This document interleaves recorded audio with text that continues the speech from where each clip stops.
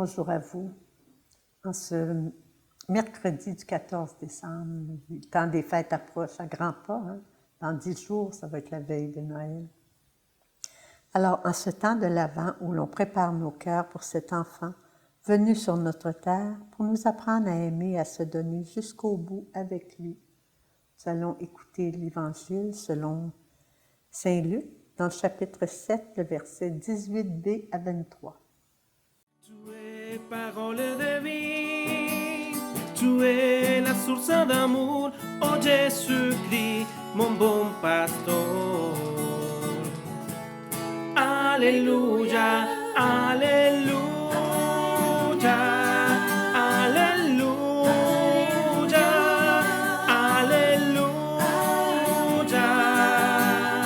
Gloire à toi, oh Seigneur, alléluia, alléluia, alléluia.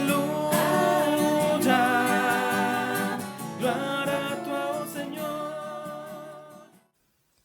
En ce temps-là, Jean le Baptiste appela 2 de ses disciples.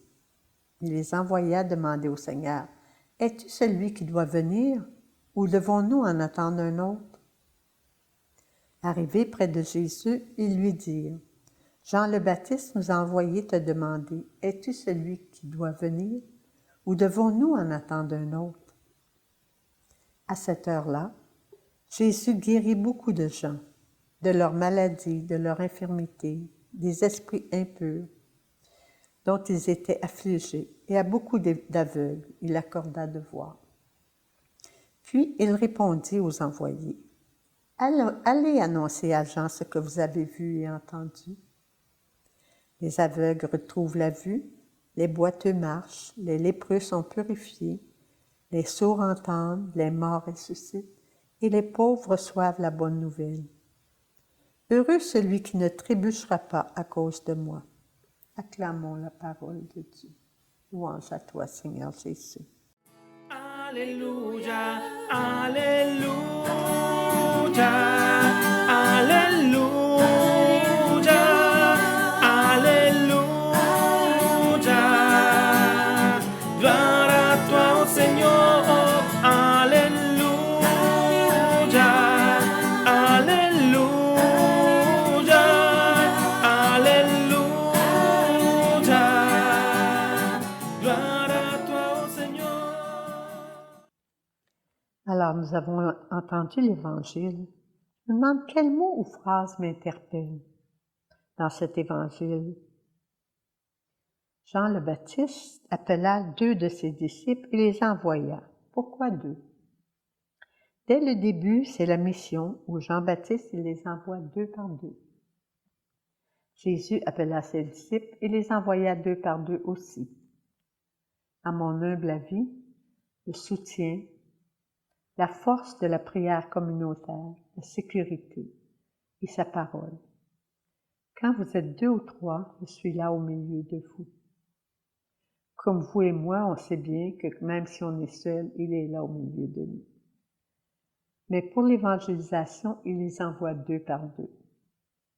Il nous recommande d'être 2. On marche dans le même chemin, dans l'unité, dans le même but, dans la complémentarité, dans l'appui, dans la joie de servir, dans la gratuité, et transmettre ce que le Seigneur a transformé dans nos vies, à travers les sacrements. La parole, il est toujours vivant et agissant.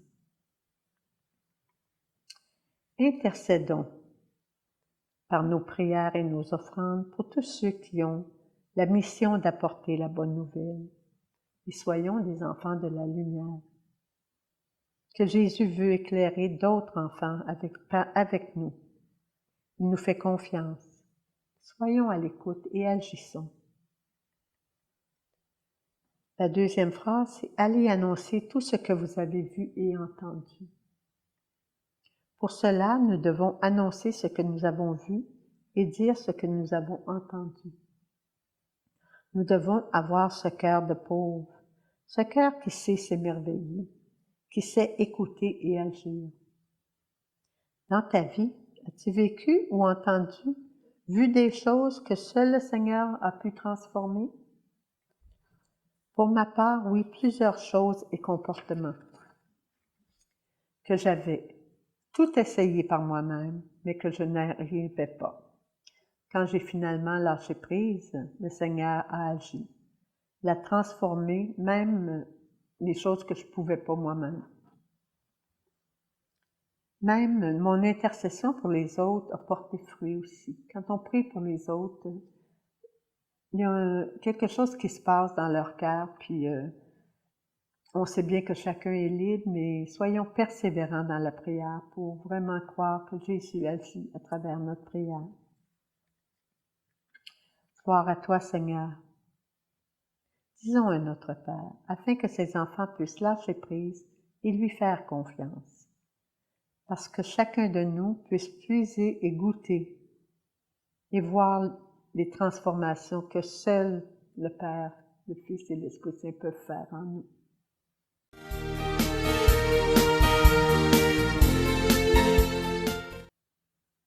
Notre Père qui es aux cieux, que ton nom soit sanctifié, que ton règne vienne, que ta volonté soit faite, sur la terre comme au ciel. Donne-nous aujourd'hui notre pain de ce jour. Pardonne-nous nos offenses, comme nous pardonnons aussi à ceux qui nous ont offensés. Et ne nous laisse pas entrer en tentation, mais délivre-nous du mal. Amen. Et je vous souhaite un bon temps de préparation. À l'essentiel, soyons humbles et sincères et faisons des rencontres qui seront claires au cœur de Dieu. Et je vous souhaite une bonne journée et à la prochaine.